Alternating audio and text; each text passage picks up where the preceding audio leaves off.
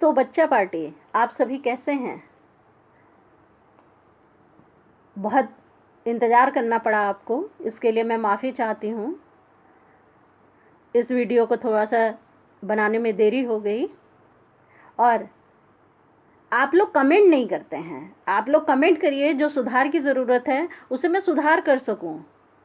और जो लोग मेरे इस चैनल पे नए हैं वो सब्सक्राइब कर दें, और जो भी बच्चे देखें इसे लाइक और शेयर ज़रूर कर दीजिए अगर पसंद आता है तो बहुत ज़्यादा देरी ना करते हुए हम लोग शुरू करते हैं आज का अपना पद, जो कि 5वां पद है राम लक्ष्मण परशुराम संवाद का। और इसको अच्छे से हम लोग गा करके पढ़ेंगे जिससे मज़ा आ जाए। स्टार्ट करते हैं, शुरू करते हैं हम लोग। तुम तो कालू हाँकु जन लावा, बार बार मोहि लागी बुलावा। सुनत लखन के वचन कठोरा, परसु सुधारि धरऊं कर घोरा। अब जनि देई दोष मोहि लोगु, कटिवादु बालकु बध जोगु। बाल बिलो की बहुत मैं बाचा, अबे हुई मरन निहार भासाचा। कौशिक कहाँ क्षमे अपराधु, बाल दोष गुण गनहि न साधु। खर कुठार मैं अकुरन को ही, आगे अपराधी गुरुद्रोही। उतर देत छोड़ो बिनु मारे, केवल कौशिक सील तुम्हारे।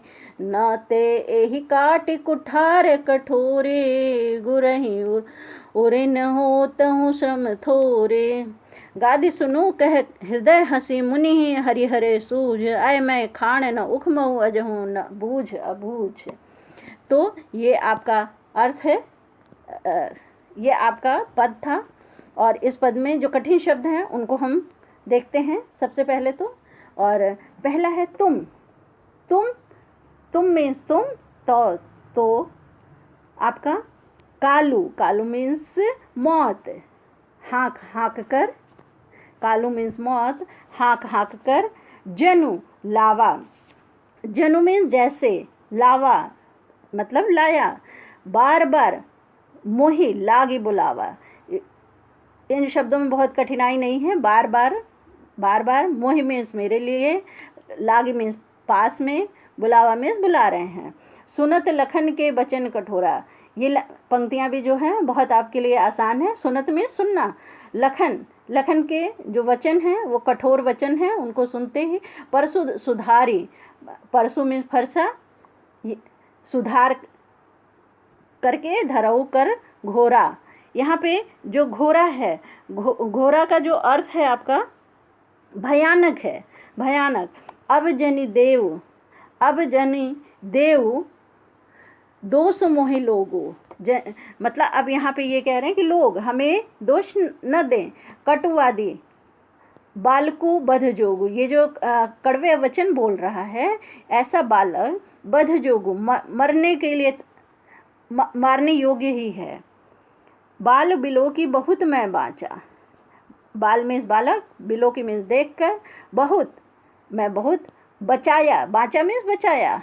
अब एहू मरण निहार, अब ये सच, पहले साचा का सचमुच, मरने को तत्पर, मारनिहारा मीन्स मरने के को तत्पर है। कौशिक यहाँ विश्वामित्र के लिए कहा गया है। कहा क्षमी अपराध हो, कहा मीन्स कहना, क्षमी मीन्स क्षमा, अपराध क्षमा, अपराध। बालक, दोष मीन्स जो दोष जो गिनते नहीं हैं। गुण मीन्स गुण, गनहि मीन्स गिनना, न मीन्स नहीं, साधु मीन्स साधु। खर कुठार, खर का जो अर्थ है यहाँ पे, उनके जो कुठार, जो कुल्हाड़ा है उसके लिए कहा है मैं अकुरन मीन्स यहाँ दया रहित, अकुरन मीन्स दया रहित। कोही मीन्स गुस्से वाला, आगे। अपराधी मीन्स अपराधी। गुरुद्रोही, गुरु की बात ना मानने वाले या गुरु से द्रोह करने वाला। उतर देत, उत्तर दे छोड़ो, छोड़ना, बिनु मारे, बिना मारे, केवल, कौशिक, कौशिक विश्वामित्र जी के लिए कहा गया है। शील, शील में स्नेह, प्रेम तुम्हारे। न ते एही, एही मीन्स इस, काटी मीन्स काटना, कुठार, ये जो कठोर कुठार है, कुल्हाड़ा है, उसके लिए प्रयोग किया गया है शब्द। गुरही, गुरु, गुरु के लिए शब्द। उऋण, गुरु के ऋण से। होतहु, होतना, श्रम, थोड़े से परिश्रम, थोड़े में थोड़े, और थोड़े से परिश्रम। गाधी, सुनो, गाधी के पुत्र विश्वामित्र। कह, हृदय, हंसी। मुनहि, मुनि, हरिहरे मीन्स हरा हरा, सूझना। अयमय खाण, अयमय, अयमय खाण, यहाँ पे जो अयमय शब्द है वो आपका लोहे से बना हुआ इसका अर्थ है। और खाण मीन्स तलवार। उखमय, न मीन्स नहीं, उखमय, गन्ने की खाण। अजहू, यहाँ पे जो अजहू शब्द है इसका अर्थ है आपका आज भी। अजहू मीन्स आज भी। नबूझ, नबूझ का जो अर्थ है आपका नहीं समझता, और अबूझ का अर्थ है ना समझ। तो चलिए हम लोग इसका अर्थ देखते हैं, और आशा करती हूँ कि अब जो कठिन शब्द थे उनका अर्थ आपको जब मिल गया है तो आपको व्याख्या करने में कठिनाई नहीं होगी। पहली लाइन, तुम तो कालू हाँकू जन लावा, बार बार मोहि लागी बुलावा। यहाँ पे जो लक्ष्मण जी हैं वो फिर परशुराम जी से कहते हैं कि ऐसा लग रहा है, क्या लग रहा है, कि मानो, मानो आप बार बार, पहले बार बार का अर्थ लेंगे, आप बार बार। कालू मीन्स काल, मौत, मौत को अगर हम कहें तो यमराज, यमराज को आवाज दे देकर मेरे लिए बुला रहे हैं। इस प्रकार जब इस प्रकार लक्ष्मण के कठोर वचन को सुनकर परशुराम जी का क्रोध 7वें आसमान पे पहुंच जाता है, तो अपने फरसे को यहाँ पे सुनत लखन के वचन कठोरा, यहाँ पे लक्ष्मण के जो कठोर वचन होते हैं उनको सुन करके परशुराम जी का जो गुस्सा था वो 7वें आसमान पे पहुंच जाता है। तो वो क्या करते हैं, परशु सुधारी धरेऊ घर घोरा, वो अपने भयानक फरसे को ठीक से संभालने लगते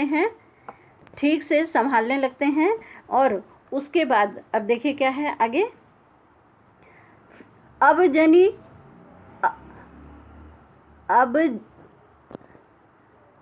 जनी देई दोष मोहि लोगू। अब क्या कहते हैं कि अत्यंत क्रोधपूर्वक कहते हैं कि अब लोग मुझे दोष न दें, क्योंकि कटुवादी बालको बध जोगो। इतना कड़वा बोलने वाला यह बालक निश्चय ही, सचमुच ही वध करने योग्य है। इतना जब सब कुछ हो गया तो बाल बिलो की बहुत मैं बाँचा। आगे कह रहे हैं परशुराम जी कि बालक देखकर मैंने इसे बचाने का बहुत प्रयास किया, बहुत प्रयत्न किया, किंतु अब एहू मरनिहारा भा साचा। अब तो ये मरने के लिए क्या है, सामने आ ही गया है। आगे देखिए, कौशिक कहा क्षमे अपराध हो। इस पर जब ऋषि विश्वामित्र हैं उनसे कहते हैं, क्या कहते हैं, अपराध क्षमा करें, क्षमी अपराध हो, अपराध क्षमा करें, बाल दोष गुण गण ही न साधो। कह रहे हैं कि जो साधु यानी जो सज्जन हैं वो कभी भी बालक के दोष और गुण गिना नहीं करते। कहने का तात्पर्य है यह है कि आप तो साधु महात्मा हैं, इस बालक के अपराध को क्षमा करें। आगे बढ़ते हैं हम लोग, और आगे की जो लाइन है, खर कुठार में अकुरन को ही, खर कुठार मैं अकुरन को ही। फिर परशुराम जी फिर बोले, मेरे हाथ में ये तेज धार वाला है। यहाँ पे परशुराम जी जो कह रहे हैं कि मेरे हाथ में ये तेज धार वाला कुल्हाड़ा है, और मैं क्या हूँ, अत्यंत क्रोधी हूँ। मैं क्या हूँ, अत्यंत क्रोधी हूँ। अपनी विशेषताएं बता रहे हैं वो यहाँ पे। और करुणा, अकुरन मीन्स करुणा रहित, दया रहित हूँ, निर्दयी हूँ, मेरे सामने तो आगे अपराधी गुरुद्रोही, कह रहे हैं आगे कि मेरे सामने तो गुरु के प्रति द्रोह करने वाला अपराधी खड़ा है। आगे देखिए, उतर देत छोड़ो बिन मारे, उतर देत छोड़ो बिन मारे। वो कह रहे हैं कि हे ऋषि विश्वामित्र, मेरे आगे तो अपराधी खड़ा है और मुझे जवाब दे रहा है, उत्तर दे रहा है। तो आगे कह रहे हैं कि इतना सब होने पर मैं केवल कौशिक शील तुम्हारे, हे विश्वामित्र, मैं केवल आपके शील और प्रेम के कारण इसे बिना मारे छोड़ रहा हूँ। पहले इस पंक्ति का अर्थ लेंगे कि केवल कौशिक शील तुम्हारे, इस पंक्ति का अर्थ लेंगे कि हे विश्वामित्र, केवल मैं तुम्हारे प्रेम के कारण, स्नेह के कारण, शील के कारण मैं इसे छोड़ो बिन मारे, इसे बिना मारे छोड़ रहा हूँ। आगे देखिए, न त एही काट कुठार कठोरे।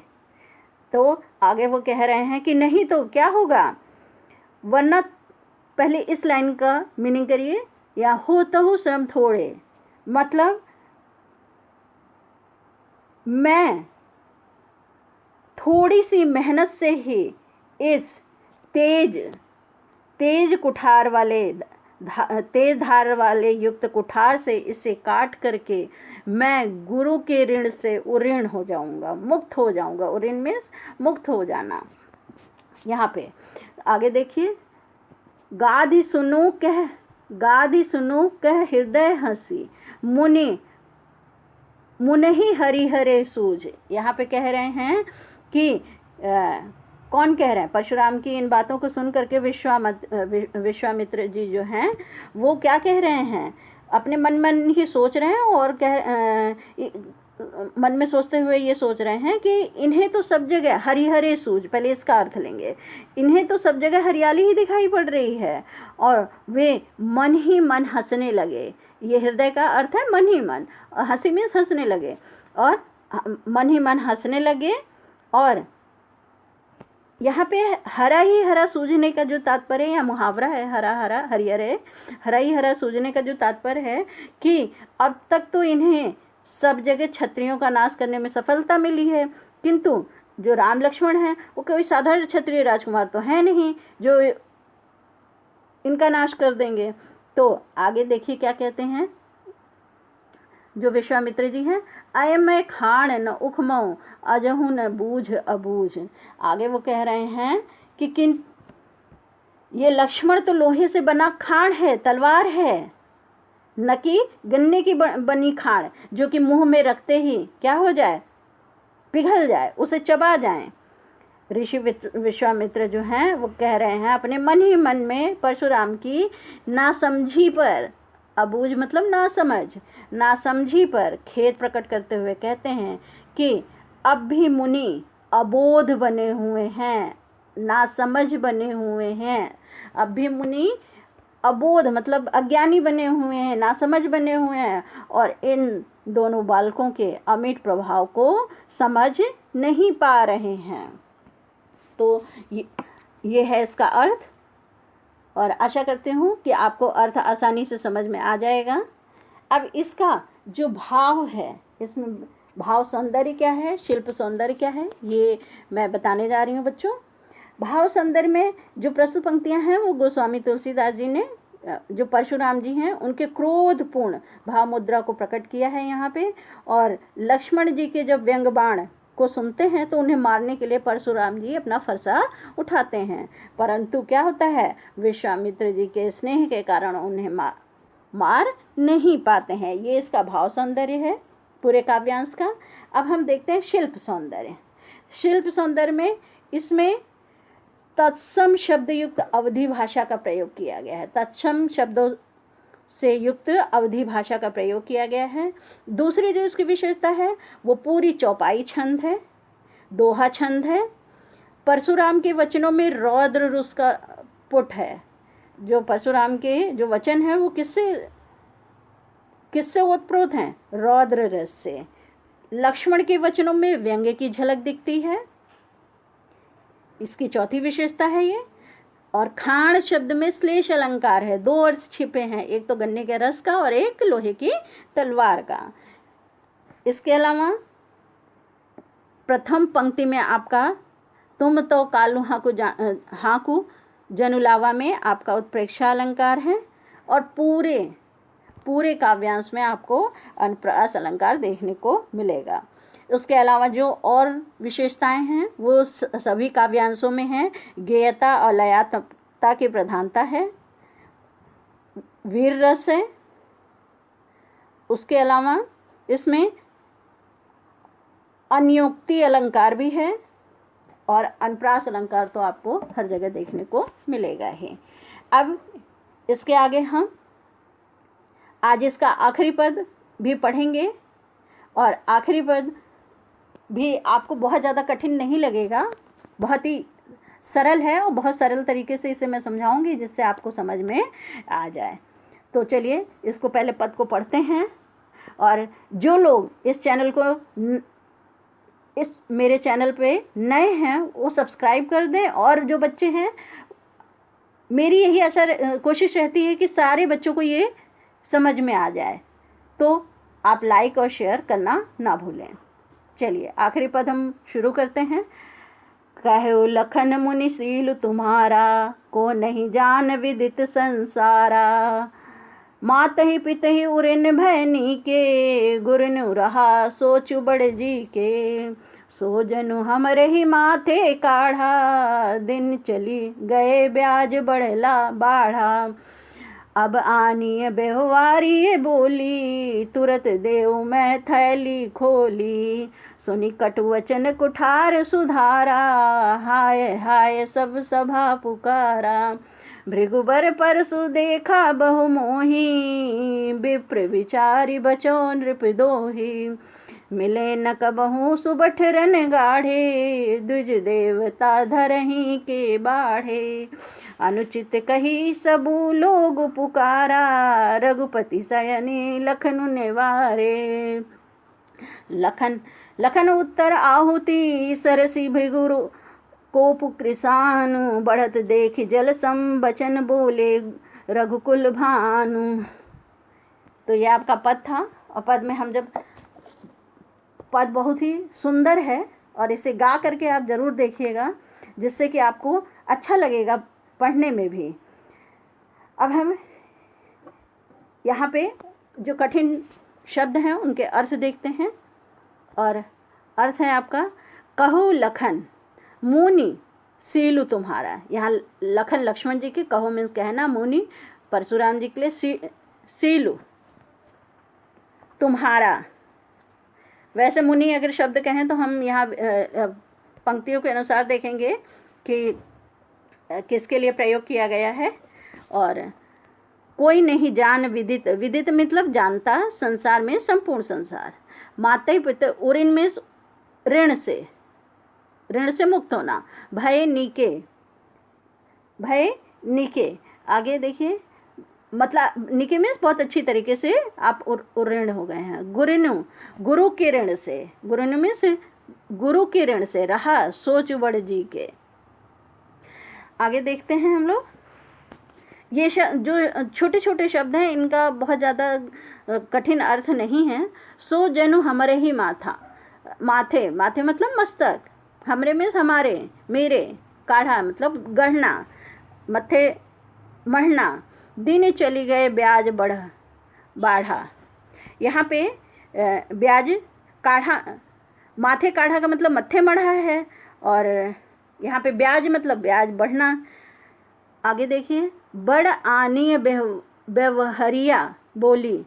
व्यवहरिया मीन्स होता है यहाँ पे व्यवहार करने वाला, अर्थात हिसाब किताब करने वाला। तुरंत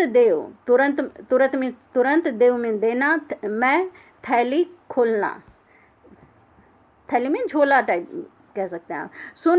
सुनकर कटु वचन कुठार सुधारा। कुठार कुल्हाड़ा के लिए शब्द प्रयोग हुआ। हाय हाय सब सभा में, सभा जहाँ पे ये आयोजित किया गया था।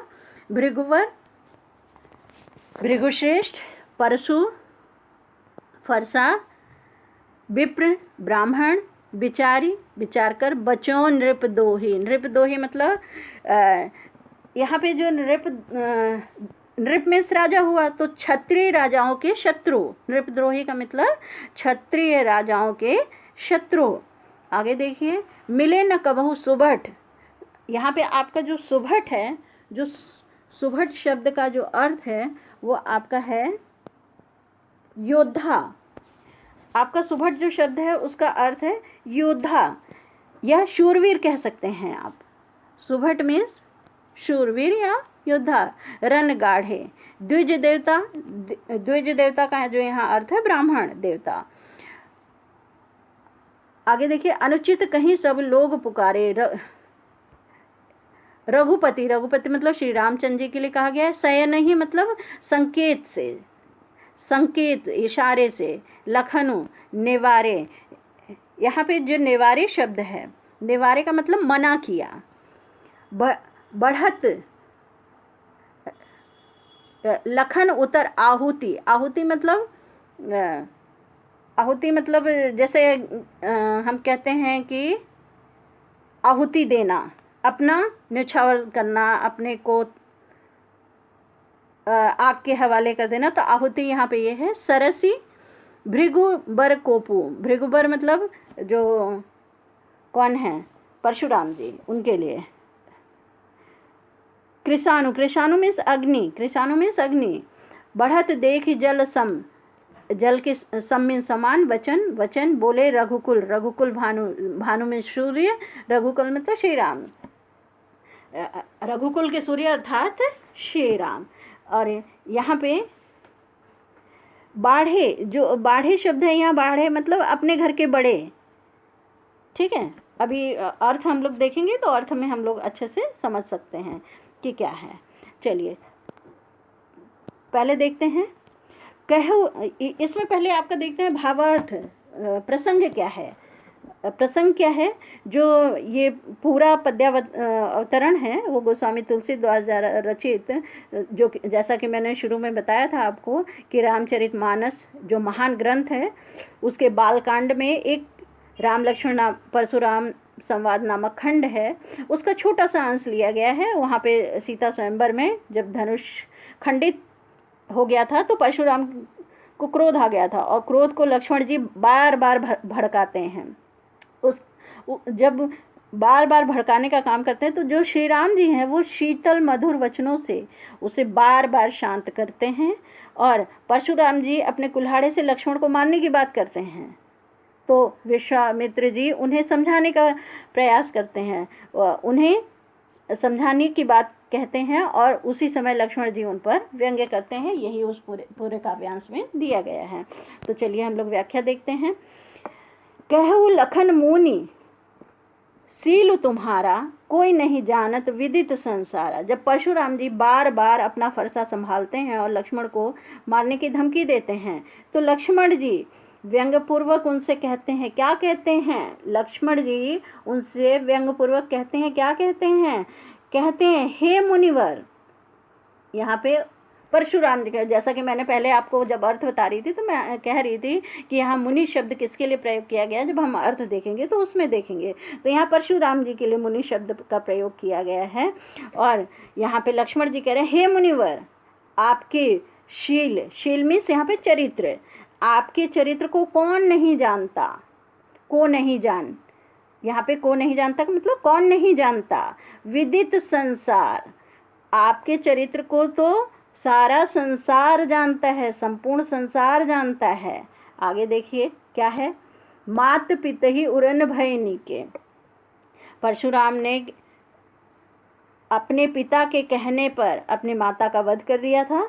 तो इस ओर संकेत करते हुए लक्ष्मण जी कहते हैं कि आप अपने माता पिता के ऋण से तो भली भांति मुक्त हो गए हैं, उऋण हो गए हैं।